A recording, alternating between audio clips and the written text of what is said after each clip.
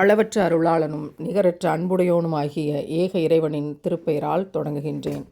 வலா தல்பிசுல் ஹக்க பில் பாத்திலி வ தக்துமுல் ஹக்க வ அன்தும் தஅலமூன். நீங்கள் அறிந்து கொண்டே உண்மையை பொய்யுடன் கலக்காதீர்கள், உண்மையை மறைக்கவும் செய்யாதீர்கள். இறைவன் எவ்வளோ பெரிய விஷயத்த ஒரே சென்டென்ஸில் சொல்லிட்டான் பாருங்கள். நீங்கள் ஏற்கனவே தெரிஞ்சிருக்கீங்க சத்தியம் என்னென்னு, எனக்கு வாக்குறுதியும் கொடுத்துருக்கீங்க. ஆனால் இப்போ என்ன பண்ணுறீங்க? உண்மையை பொய்யோடு கலக்க பார்க்குறீங்க, உண்மையை மறைக்க செய்கிறீங்க. அப்படி செய்யாதீங்க அப்படின்னு அல்லாஹ் சொல்கிறான். இது யாருக்குன்னா, இஸ்ரவேலர்கள், மூசா நபியினுடைய சமூகமாக இருந்தவர்கள். அவங்களுக்கு அல்லாஹ் ஏகப்பட்ட அருட்கொடைகளை கொடுத்தான். அதுக்கு பிறகு ஃபிரௌனுடைய கூட்டத்திடமிருந்து அவங்களை பாதுகாத்தான். அதுக்கு பிறகு மண்ணு சல்வானி ஏகப்பட்ட விஷயங்கள் நடந்தது.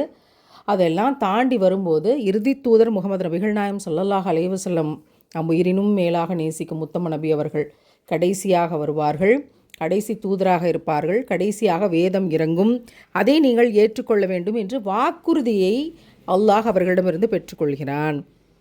அப்படி நீங்கள் இறுதி வேதத்தை ஏற்கிற போது உங்களுக்கு சொர்க்கத்தை தருமே அப்படின்ற வாக்குறுதியை அல்லாஹ் அவர்களுக்கு தருகிறான். ஆனால் இவர்கள் என்ன செய்கிறார்கள்? இதை தெரிந்து வைத்து கொண்டே உண்மையை பொய்யோடு கலக்கிறார்கள் பல பேர். அப்போ உண்மையை பொய்யோடு கலக்காதீங்க அப்படின்னு நல்லா எச்சரிக்கை செய்கிறான். அது மட்டும் இல்லாமல் உண்மையை மறைக்க வேறு செய்கிறாங்க. நம்ம வீட்டில் கரண்ட்டு போயிடுச்சுன்னா வேகமாக ஓடி போய் எதிர்த்த வீட்டில் கரண்ட்டு போயிருக்கா அப்படின்னு பார்க்குற ஆட்களை பற்றி படிச்சிருக்கோம். அதே மாதிரி தனக்கு ஒரு கண்ணில் பிரச்சனை வந்துச்சுன்னா தன் பக்கத்தில் இருக்கவனுக்கு 2 கண்ணும் வீணாக போயிடணும் அப்படிங்கிற மாதிரி இரட்டிப்பு தீமையை செய்கிறாங்க. பொய்யோட உண்மையை கலக்கிறது மட்டும் இல்லாமல் உண்மையை மறைக்கவும் செய்கிறார்கள். ஏன்னா அல்லாஹ் யார்? அல்லாஹ் எவ்வளவு அத்தாட்சிகளை தந்தான். படைத்த இறைவன் என்று ஒருவன் இருக்கிறான், அவன் ஒருவன் மட்டுமே இருக்கிறான்றதுக்கான பெரிய அத்தாட்சிகளை பார்த்தவர்கள் அந்த சமூகம். ஆனால் உண்மையை பொய்யோட கலக்கிறதும் உண்மையை மறைக்கிறதும், இன்றைக்கி இந்த வசனத்தை கேட்கிற போது இந்த நாம் வாழ்கிற சமகாலத்தில் இதை போல் எத்தனை பேரை பார்க்கிறோம் தெரியுமா? இருப்பதிலே மிக கொடுமையானது துரோகம். நம்பிக்கை துரோகம் என்பது எப்படிப்பட்டதுன்னு யோசிச்சு பாருங்கள். நம்ம எல்லா உண்மையும் அவங்கள்ட்ட சொல்லியிருப்போம், உங்களை நம்பி சொல்லியிருப்போம். ஆனால் அவனை காலை வாரி விட்டு அவனை அழிக்கிறது, ஒழிக்கிறதுக்கான எல்லா ஏமாற்று வேலைகளையும் செய்யக்கூடிய எத்தனை பேரை சமூகம் பார்க்கிறோம்.